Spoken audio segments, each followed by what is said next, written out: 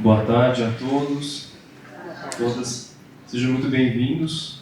Hoje é uma aula especial, de 20 minutos. Vai falar sobre Allan Kardec. Quem aqui já ouviu alguma coisa, leu a história de Allan Kardec? Levanta a mão, para eu saber. As pessoas já conhecem um pouquinho da história do nosso codificador. E hoje a gente vai falar um pouco sobre ele. E é muito especial porque hoje é o aniversário dele. Tá? Então, vamos falar um pouquinho da vida e obra de Allan Kardec, sendo sempre muito importante nós estudarmos a biografia dos grandes homens e mulheres que ficaram encarnados nessa terra. Eles nos ajudam a nós irmos além. Se hoje nós perguntarmos para a juventude, quem são os seus ídolos? Não vamos ouvir coisas muito agradáveis, né? Porque antigamente ídolos eram aqueles que tinham condutas morais, tinham condutas que desenvolviam nossas potencialidades. Allan Kardec é um deles. Não está passando aqui, vou pegar outro. Bom, Ivan de mouse. O contexto do reencarne de Allan Kardec. A gente está falando de uma época na Europa, tinha o iluminismo, junto com toda a efervescência que estava acontecendo com a independência americana e a Revolução Francesa. Imaginem vocês que diversos espíritos muito evoluídos encarnaram em todos os setores da sociedade. Nós estamos falando de pintores, cientistas, políticos, economistas e tantas outras almas. Não foi por acaso, né? Porque a humanidade estava preparada para um novo ciclo. Todos eles encarnam, principalmente na região da França, que vão se congregar, e Allan Kardec vem também nesse mesmo contexto. Porque para o espiritismo conseguir aflorar, era necessário desenvolver toda a parte de comunicação. Então, a parte de comunicação, a Revolução Industrial, tudo isso permitiu que o codificador conseguisse desenvolver o seu trabalho. Com a coroação de Napoleão, o plano espiritual ficou um tanto quanto preocupado. Napoleão é tido como um espírito muito evoluído, no entanto, desviou a rota. Claro, teve vários benefícios. A gente pode enumerar muitos, inclusive no direito. Porém, ele foi além. Digamos que o poder cegou um pouquinho a vontade de Napoleão, o plano espiritual ficou preocupado, e esse retrato mostra muito bem quando o próprio Napoleão se coroou. Então, a própria coroação de Napoleão mostra esse orgulho e começando a ruir várias bases. Com base nisso, está no livro A Caminho da Luz, para quem tiver interesse, o plano espiritual precisou agir. E o que ele faz? É escolhido um dos mais lúcidos discípulos do Cristo baixo ao planeta. Então, quem é esse homem que chamamos Allan Kardec? Um dos mais lúcidos discípulos do Cristo. Percebe que ele foi escolhido porque ele já era um espírito muito evoluído. Ok? Então, ele foi escolhido para justamente auxiliar nessa abertura do Consolador Prometido. Quando a gente fala Consolador Prometido, justamente aquela passagem, os apóstolos estão muito isolados com a partida do Cristo, e ele disse: mas eu não vos abandonarei, enviarei o Consolador Prometido, que haverá de explicar tudo o que eu ensinei. Tá? Mas quem é Allan Kardec? Pergunto a vocês. Ele é o criador do Espiritismo? Foi ele que criou o Espiritismo? Não, ele é o codificador. Percebe a diferença? O que é o codificador? Ele codificou. Ele foi responsável por trazer estrutura. Mas o conteúdo só veio dele? Não. Ele foi responsável por dar corpo a tudo isso. E que tarefa? Convenhamos que é uma tarefa hercúlea. Inclusive, nós vamos ver isso com mais vagar. Então, o nome dele é Allan Kardec? Não. Qual que é o nome dele? Isso eu estou fazendo enquanto não está passando slide, tá? Para vocês falarem. Hoje está caprichado, pronto, foi. Então, vamos voltar? Sim. Tá um pouquinho ruim. Se esse consegue passar aqui? Nem o próprio mouse, né? Até tu, Brutus. Vamos ver. Não, ele está temperamental. Vamos fazer assim, na rodinha. Pronto. O nome do Allan Kardec é Hippolyte Léon Denisard Rivail. Tá? Antes de começar o Espiritismo, ele já era muito conhecido no meio da França, no Paris, nas academias científicas, literárias. Ele havia escrito mais de 50 obras, um grande vulto da educação, que teve como base o professor Pestalozzi. O professor Pestalozzi é um dos maiores pedagogos que o mundo já viu. O método de Pestalozzi chama-se Pedagogia do Amor. Quando nem existia a Suíça, a antiga Helvética, existia ainda palmatória nas escolas, o professor Pestalozzi falava da pedagogia do amor, né? Que o amor ele pode ser ensinado, não precisa só a punição. Ele falava do método indutivo. O que era o método indutivo? Nós estamos falando de 3 grandes vertentes. Ele falava primeiro do conhecimento. Conhecimento é importante, claro. A parte intelectual é fundamental, aspecto cognitivo. Mas é o suficiente para a gente aprender? Se vocês lerem o manual Como Dirigir, de 500 páginas, significa que vocês vão aprender como dirigir? Não. Se vocês lerem o manual de 1000 páginas, Como Desenvolver a Paciência, vai desenvolver a paciência? Não. Precisa o quê? Ir no trânsito de São Paulo, né? Passar por provações. Porque isso, uma coisa é o aspecto cognitivo, a outra é o aspecto moral. Quando eu sinto, quando eu passo por isso, aí é o coração. Só que só o coração e a cabeça é o suficiente? Não, porque de boas intenções, os espíritas falam, o umbral está cheio, né?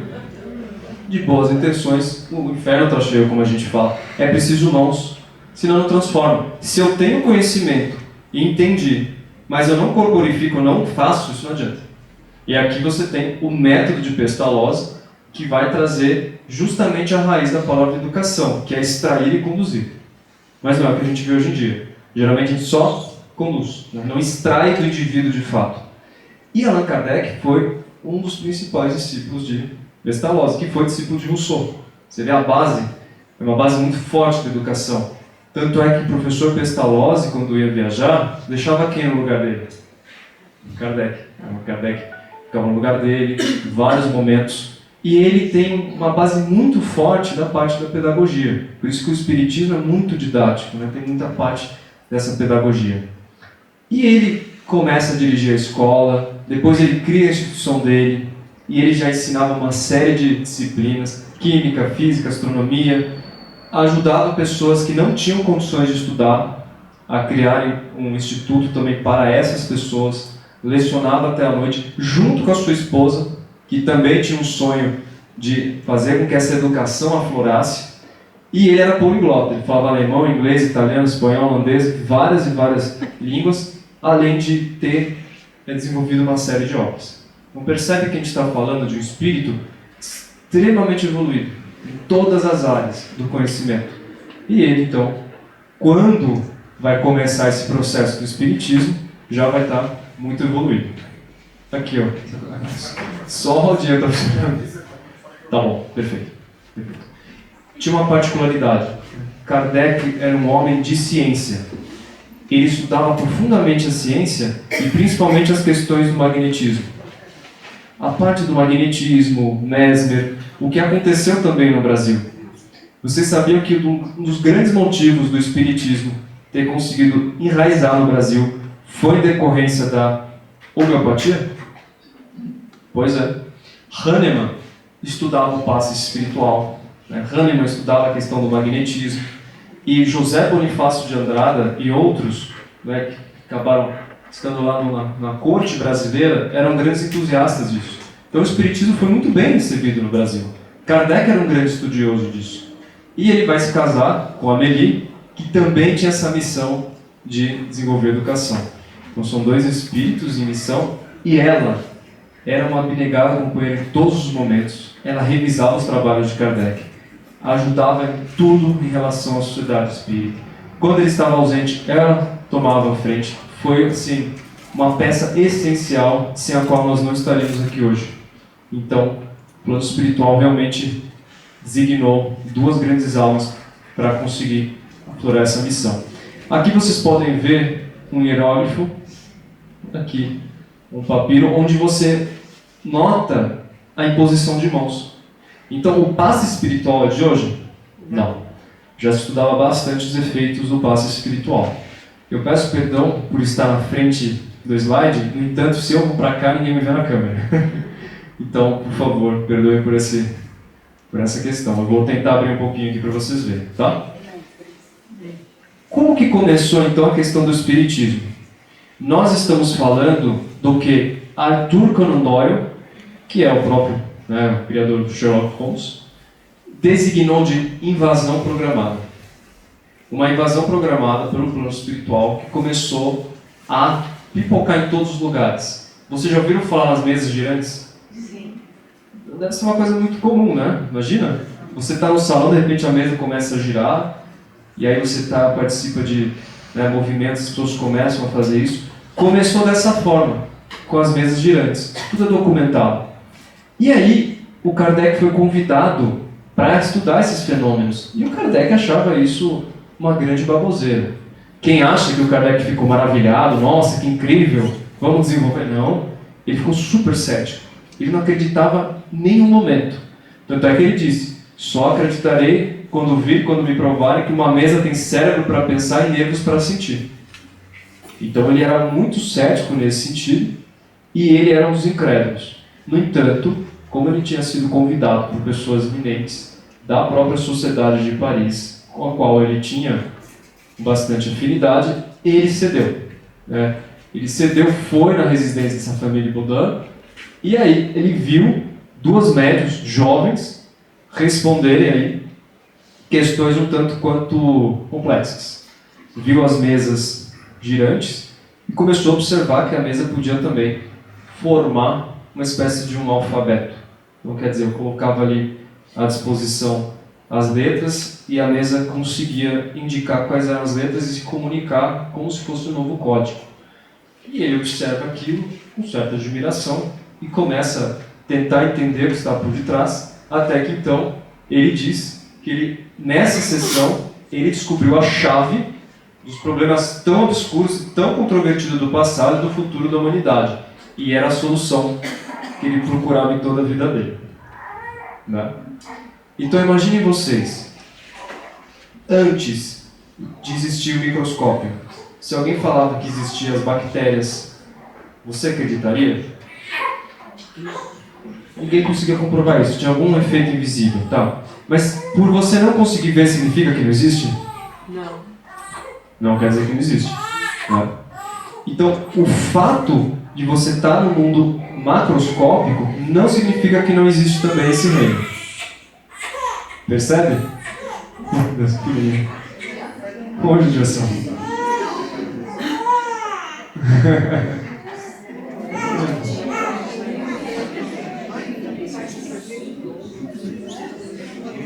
Meu Deus.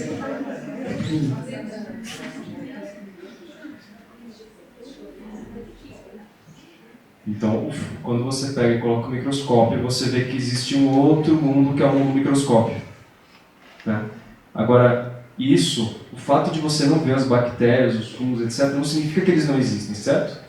Da mesma forma, o fato de você não ver os espíritos não significa que eles não existem.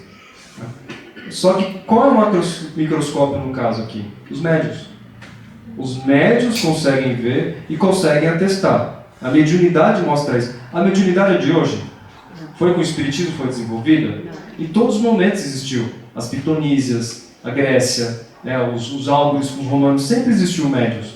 E aqui, Kardec começou a estudar isso, não de uma maneira leviana, mas de uma maneira científica. E aí ele começou a ver as respostas um tanto quanto profundas. E assim começou a desenvolver essas questões, um novo fenômeno científico. E aí ele não via como futilidade, porque tinha pessoas que perguntavam, será que eu vou encontrar o homem da minha vida? Será que eu vou ganhar na loteria? Ele perguntava outras coisas, né? Qual é a causa elementar? Do que a matéria é feita? A energia pode isso? Ele perguntava coisas muito complexas. E essa revelação ele começou a estudar a fundo, e ele chegou à seguinte conclusão. Se tem um efeito inteligente, tem o quê? Uma causa inteligente. Mas se você tem inteligência, alguma causa está por detrás. Qual o nome que você vai dar nisso, sendo que não existia um nome? E aí? ele vai falar que era efeito dos espíritos, no mundo espiritual. E nesse movimento de entender o que é isso, ele vai chamar de espiritismo, que é a doutrina dos espíritos, palavra que não existia anteriormente. Você tem espiritualista, mas você não tinha espiritismo espiritista. Então os espíritos são o quê? Nada mais e nada menos do que a alma dos homens. Quem tem medo do espírito aqui, você tem que ter medo de você mesmo, né? Porque você é um espírito, certo? A gente desencarna, continua espírito, certo? Prova de um mundo invisível através da comunicação, que não é nenhuma novidade. Afinal, esse mundo invisível sempre está em contato conosco. E um grande exemplo é quando a gente vê aquela criança, né, que estava aqui, esse milagre, como que consegue vir um ser, né, com tanta perfeição. Que milagre é esse que a ciência não consegue entender? Causas que vêm do mundo espiritual. Não tem interferência do homem. E a individualidade dos espíritos.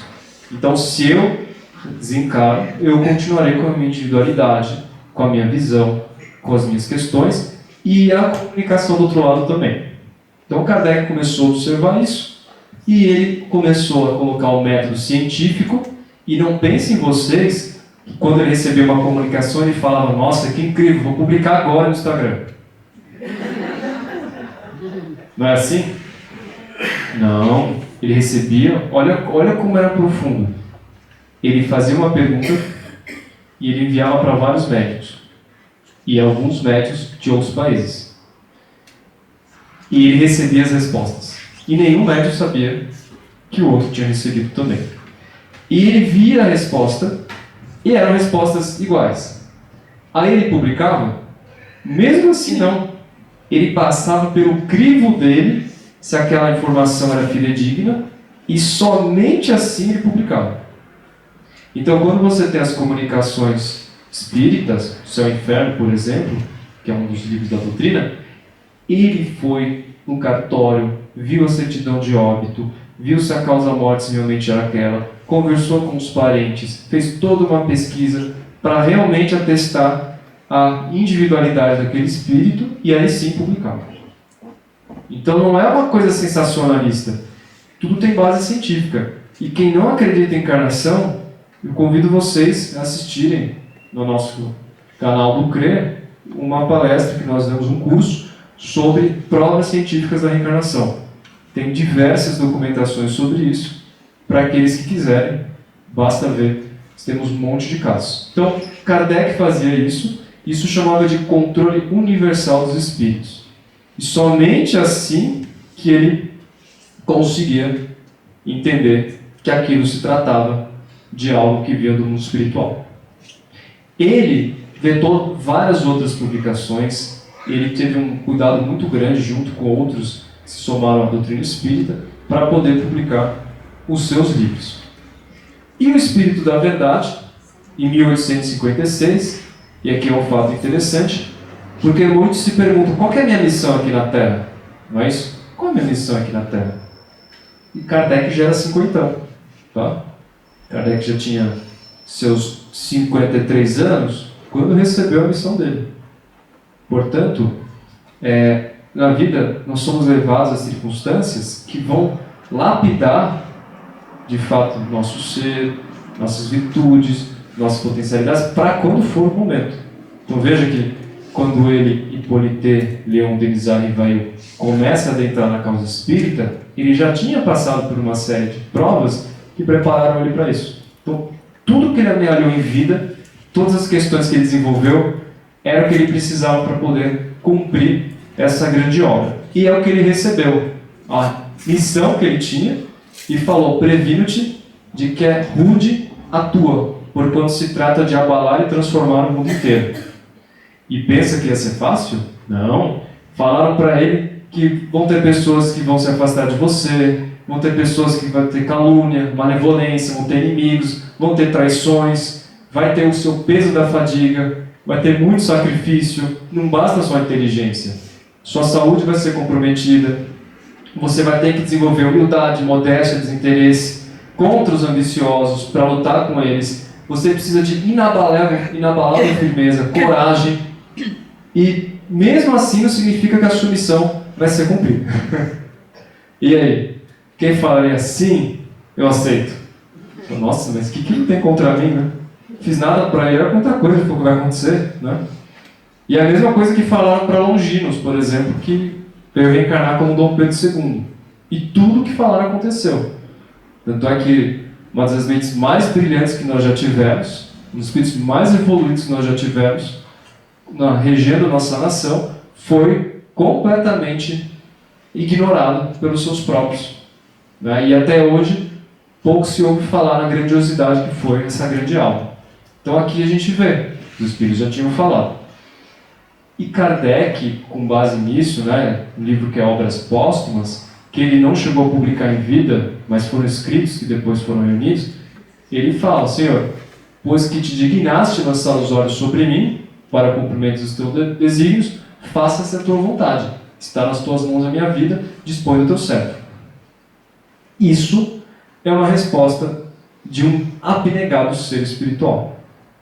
Quando Paulo de Tarso, no caminho de Damasco, literalmente cai do cavalo em relação àquele grande brilho que ofuscou, ele diz: Senhor, o que queres que eu faça? Fazei de mim teu servo. Essa servidão voluntária, esse servir, é o que designa os grandes missionários. E Kardec aceita a missão dele, tanto quanto árdua, e em 1857 nasce a Constituição da Doutrina Espírita pelo Livro dos Espíritos. Então, aí ele passa a adotar o pseudônimo Allan Kardec, que um dos espíritos, que era o Zéfiro, disse a ele que quando, na época dos druidas, ele era um mestre, um sacerdote, cujo nome era Allan Kardec. Então, como ele não queria causar espanto, né, alvoroço na sociedade, pela imagem que ele tinha, ele coloca o pseudônimo Allan Kardec. Mas não adiantou muito, né? Porque aí todo mundo descobriu quem era, mas ele passa a adotar esse nome de Allan Kardec, e o Livro dos Espíritos faz com que o Espiritismo nasça para o mundo. Aqui são as obras que Kardec acabou publicando, né, através do Espiritismo, com destaque para a Revista Espírita, porque não é uma obra apenas, ela é um compêndio de uma série de informações. Vejam vocês, são 4.400 páginas, um trabalho de 11 anos, 1.453 artigos, foram 125 artigos por ano. E Kardec presidia sociedades espíritas, foram criadas mais de 100 sociedades espíritas na época dele, em vários locais do mundo. Escrevia as outras obras, codificava, ia nos trabalhos, fazia caridade, ajudava na parte de educação e escrevia a Revista Espírita. Aí você vê o que é a força de um ser divulto, que não teve seus caminhos tão fáceis, né? Por exemplo, em 1861, enviando 300 obras, mais ou menos, para a Espanha, foi presa na alfândega e decretado pelo bispo que devia ser queimado em praça pública. Fala, como assim? 1861, pós-Revolução Francesa, aí começaram ali os rumores, né? Abaixo a Inquisição, Kardec ficou super chateado, queria falar com o ministro dos interiores da França, os espíritos falaram: não precisa. É justamente o contrário, né? Justamente quando tem um escândalo que isso toma grandes proporções. E dito e feito, queimaram os livros, aí todo mundo queria saber que foram os livros que foram queimados, né? É tipo assim, que livros foram esses que foram queimados? Você viu queimar aquele livro? Nossa, mas que livros que eram? Nossa, eu quero saber. Porque se é proibido, eu quero saber, não é isso? E toda a sociedade queria entender, aí o espiritismo começou a ser divulgado no jornal, ficou assim uma coisa potencializada mesmo. E aí, falam assim: queimem-se os livros, mas não se queimam ideias. E como a doutrina dos espíritos, podem queimar quem quer que seja. Não adianta. Porque não é de um homem que veio, é de um colegiado de espíritos. Então a doutrina espírita não tem como ser de fato queimada, tá? Porque vem de todo um colegiado de espíritos. E aí, todos os processos que aconteceram. E aproximando do final da palestra, qual que é o porvir do espiritismo que Kardec fala? É a caridade, fraternidade e solidariedade. O principal ponto do espiritismo é a caridade. Então, o desenvolvimento de virtudes. Tanto é que Kardec pergunta: Como se reconhece o verdadeiro espírita?